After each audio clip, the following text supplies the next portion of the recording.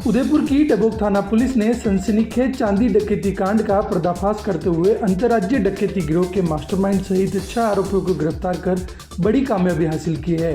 इस गिरोह ने 17 किलो 500 ग्राम चांदी के जेवरात से भरा बैग लूटकर इलाके में सनसनी फैला दी थी।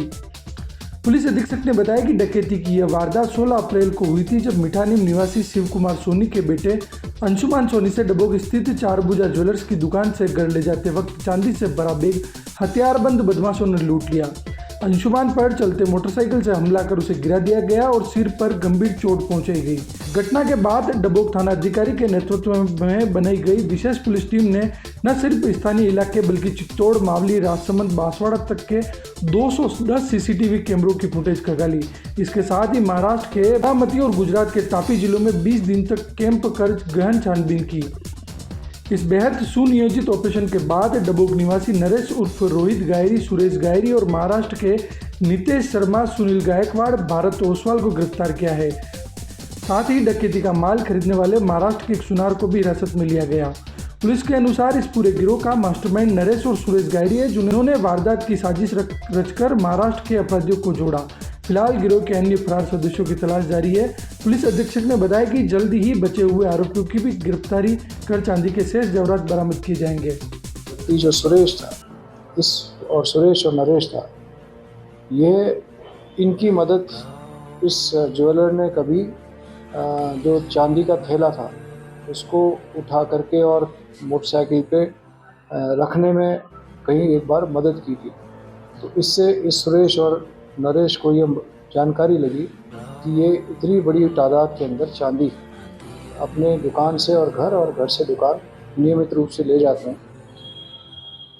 इस आधार पर इनकी मन में बेईमानी आ गई और उन्होंने अपने दोस्तों के साथ मिलकर के इस वारदात को योजना बनाई और इसका अंजाम दिया।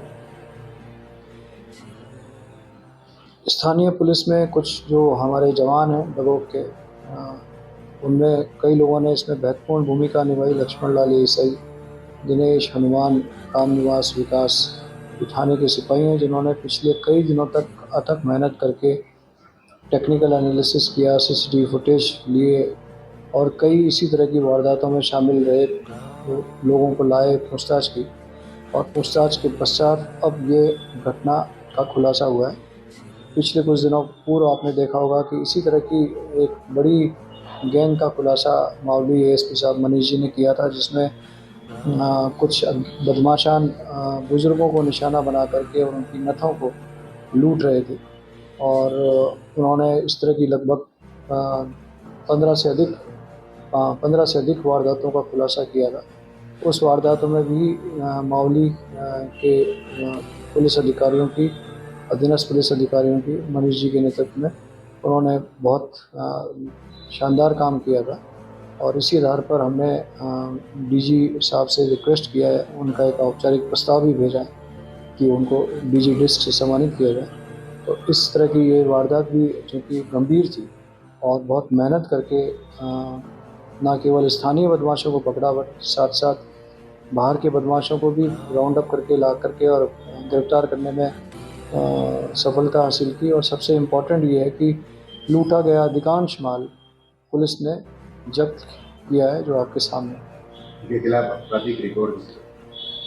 देखिए, जो स्थानीय जो डबोक निवासी हैं दोनों, उनका तो अभी जानकारी अनुसार कोई पुराना रिकॉर्ड नहीं है, लेकिन जो पुणे निवासी हैं इनका लंबा आपराधिक रिकॉर्ड है, जिसकी हम डिटेल संबंधित थानों से और पुलिस से हम ले रहे हैं।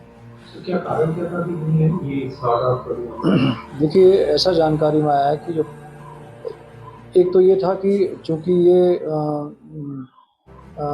ज्वेलर ने इनकी 1-2 बार मदद ली माल को मोटरसाइकिल पे या गाड़ी में रखने में, लोड करने में, तो उनको ये इल्म हो गया कि ये बड़ी मात्रा में ज्वेलरी को एक दिन रोज़ लाते ले जाते हैं।